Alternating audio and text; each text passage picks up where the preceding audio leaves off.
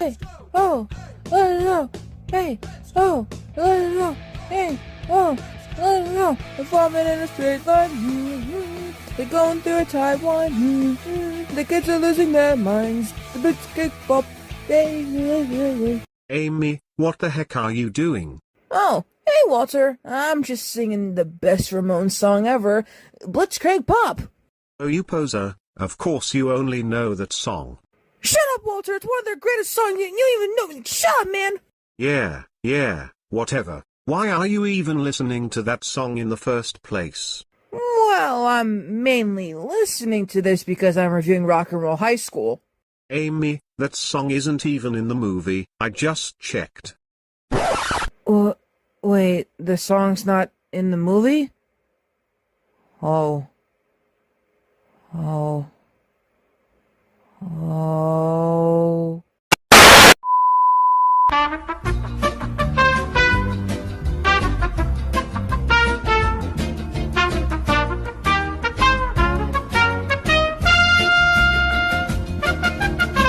This specific thumbnail has been in my photo album since September of last year, and we're finally here.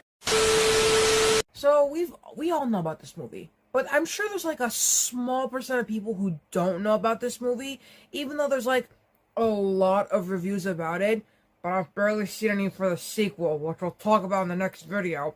So here I am today, telling you about this movie and giving you my thoughts, because this is technically a movie review. Haven't done those in a while. Editing Amy, when was the last movie I reviewed?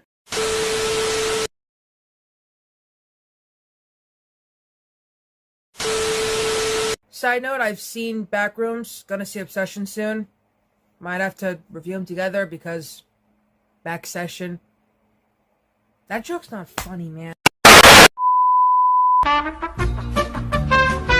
Alright, so to the small 1% of you who don't know about this movie, Rock and Roll High School is a 1979 American musical comedy film directed by Alan Akrosh, produced by Michael Finnell, and stars a bunch of people, but mainly the main actors, the bread and butter, the Ramones.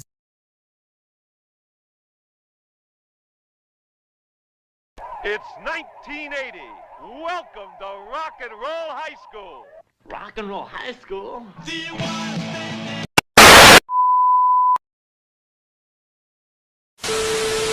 If there's a way to describe this movie right off the bat, I'm thinking Kiss Meets the Phantom, except, now see, the key difference here is that Kiss Meets the Phantom wasn't a good movie. It's a fun, bad movie with a cult following. Rock and Roll High School is a good movie that was so good, it got a bad sequel. See, Kiss Meets the Phantom never got a sequel, and honestly, it doesn't need one. We already have, another Kiss movie. It's Scooby-Doo Meets Kiss.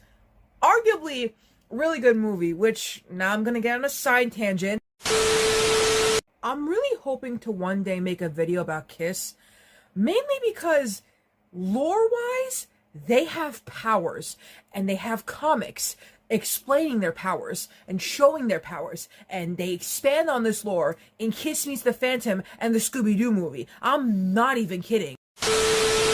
Anyways, this video isn't about Kiss, it's about the Ramones, bro. The Ramones! The hottest band this side of the Iron Curtain, the Ramones!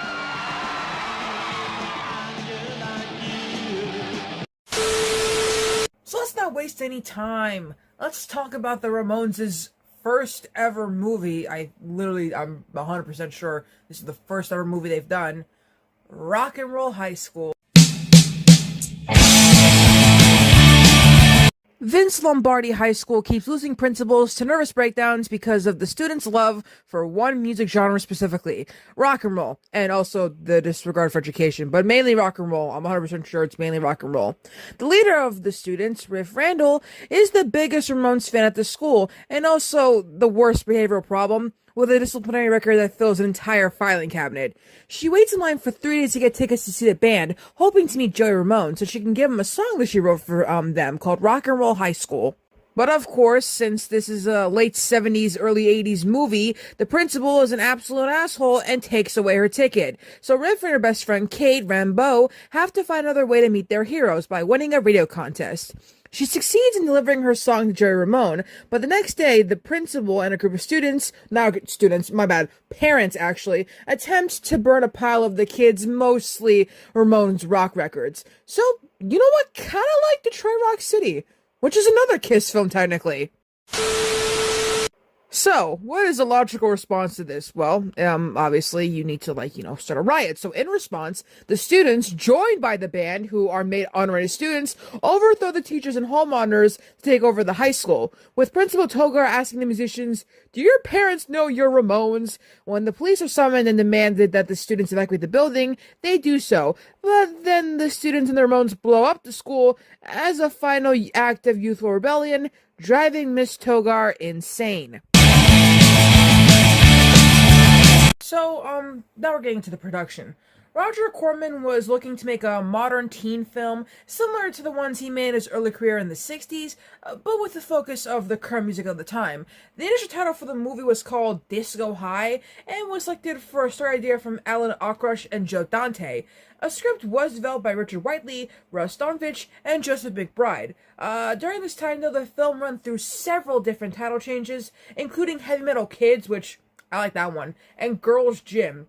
Apparently Akrosh directed the majority of the film, but Dante also helped when Akrosh was suffering from exhaustion, which I guess this is a tiring movie to make. I mean, this is like the 70s, so, Apparently they were originally gonna get, Cheap Trick or Todd Rundgren to play the band. Well, first of all, I know Cheap Trick, but I don't know Todd Rundgren, so that wouldn't have helped the movie. But anyways, due to schedule conflicts, they couldn't get either of those people. The Ramones were actually suggested by one of the actors in the film, Paul Barthel, and during their visit to LA, the Ramones stayed at the Tropicana Motel, where they wrote songs for their next album, The End of the Century. The genesis for the plot was a favorite story told to the film's original writer by his father, Raymond E. McBride of the Milwaukee Journal, who staged a walkout from his Superior's Central High School in the 1920s. So, dang, I mean, this goes back in a way.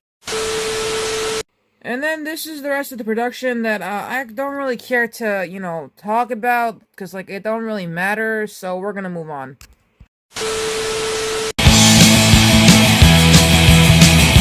So the movie had a sneak preview in Hollywood, and then they had showings in Texas and New Mexico in April of 1979, which they don't specify when in April, so definitely not around my birthday. I don't know why, but whatever. And then it went to San Francisco, and then in July it went to Chicago, and then opened in Manhattan on August 3rd of that year, and then continued to further markets.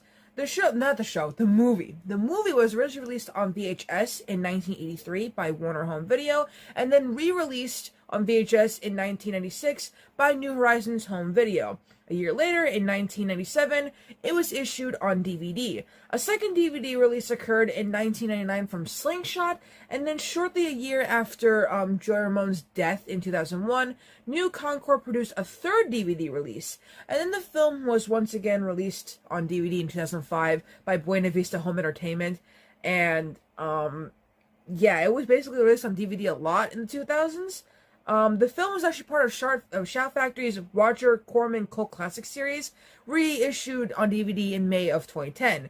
And then Shout Factory released the film again with exclusive content, this time on May 11th of 2010. And then they released it again in November of 2019 with new 4K restoration. Holy shit, they have released this movie so many times on DVD, it's making my brain hurt. I think I'm just going to buy it on VHS for the fun of it, because I do have a VHS player. A soundtrack album on Sire Warner Brothers Records was released around the same time, but it only included a limited number of songs from the film.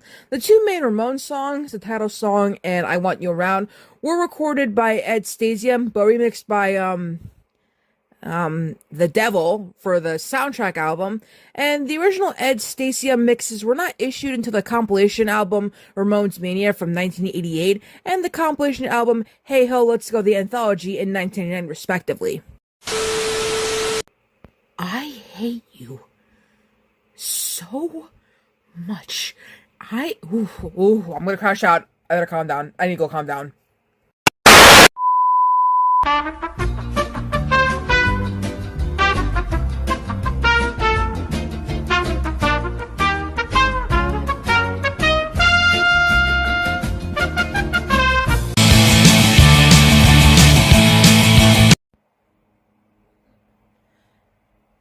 hey now, I'm good. Let's talk about the reviews. It's received generally positive reviews.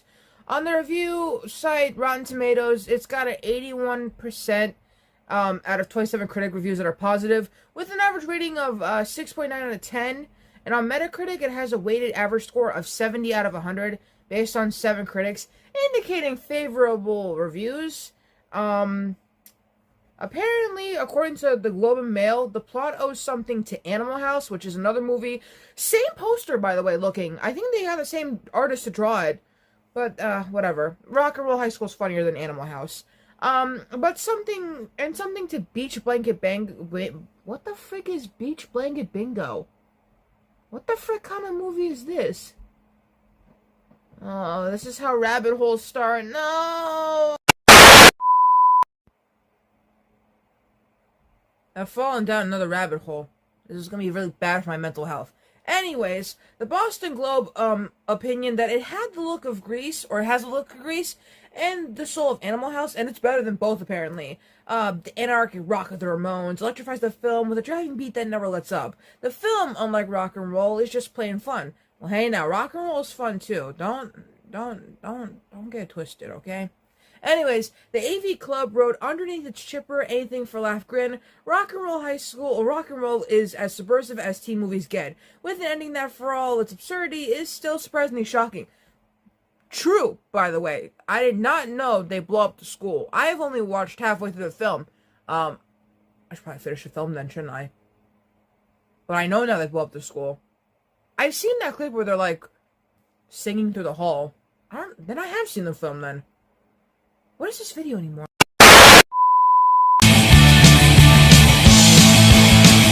Anyways, before we get to my thoughts on the movie, you guys should know that, apparently they were gonna remake the movie in 2008?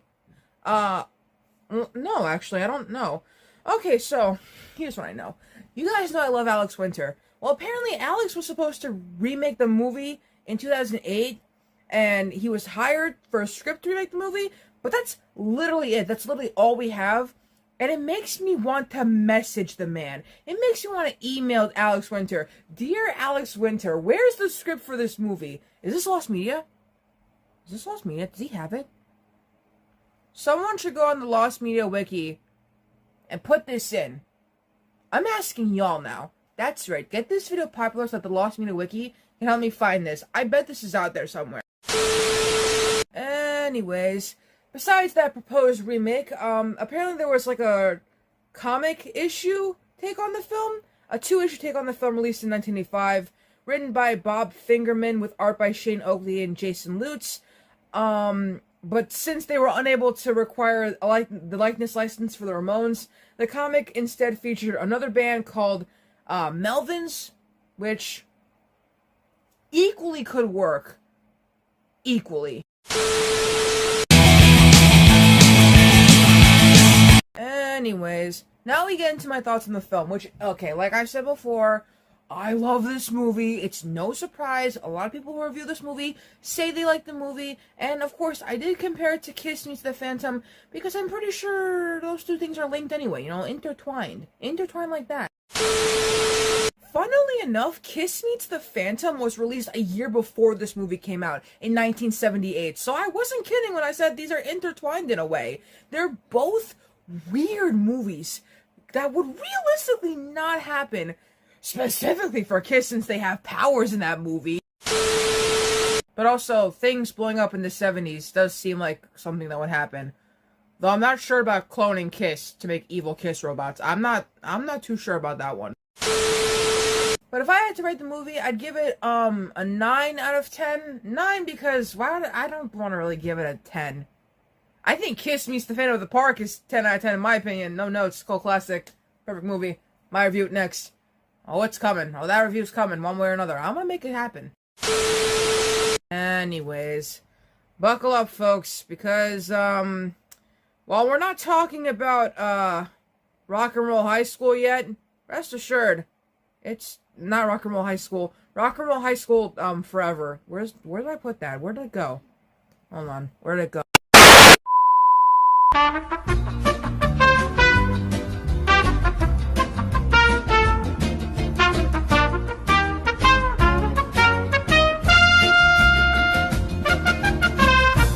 found it. I accidentally put it away or deleted it or whatever. The main point is we will get to it at some point, but not yet. Now, before you boo, I have a couple more normal videos before I have to lock in and work on Little House on the Prairie.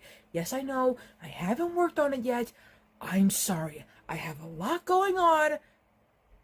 Life is difficult sometimes. Anyways, the next video is about Nirvana's song Molly's Lips, which isn't their song, it's a cover song, whatever.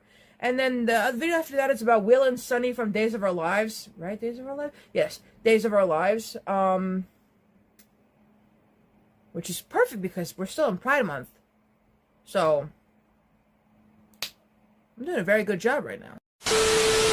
Anyways, that's the whole video. Make sure to like, comment, and subscribe. And turn on the bell. Oh, sorry, wrong hand. Like, comment, subscribe, and turn on the bell so you'll be notified for all my videos. Yes, I'm doing this on purpose so you can see my thumb can do that. I can't do it for this finger, though, but only for this one. There's something up with this hand. Probably because I'm double jointed. Anyways, you guys didn't come here for that. If you're new, I'm sorry for my weirdness. That's just the way I am. I can't help it. I should probably mention this. Another sign up before I end the video. I haven't put the poll out yet, but I have a plan for 2,000 subscribers to talk about, something. I have a whole tab specifically saved for special videos, and I keep them all together. And I'm planning on putting out another poll soon. Not too soon, because because one, we're only at like 1,013 subscribers or whatever. And I don't want to pressure you guys to subscribe, you know. I don't upload videos that much, so I wouldn't want to do that to you guys. But I do have 3 choices currently for 2,000 subscriber special. Bewitched, Naked Gun, and Happy Days. Because, why not? One last thing before I end the video is that, I have a thing coming up, more like my thoughts, because I'm gonna watch Better Man soon. I don't know when I'm gonna review it. Don't ask. I have a lot of movies to review. Don't ask. But it's making me think about an Oasis biopic. And I think we really need an Oasis biopic. Even though Better Man isn't really that accurate from what I've heard. We really need an Oasis one. I want to see someone play Bonehead. Speaking of Bonehead, as I film this video, it's his birthday! Bone Daddy! 60! Nice! I hope he never sees this video. I'm so sorry, Bonehead. I'm sorry. And I'm so down bad. I'm sorry. I like the strangest man.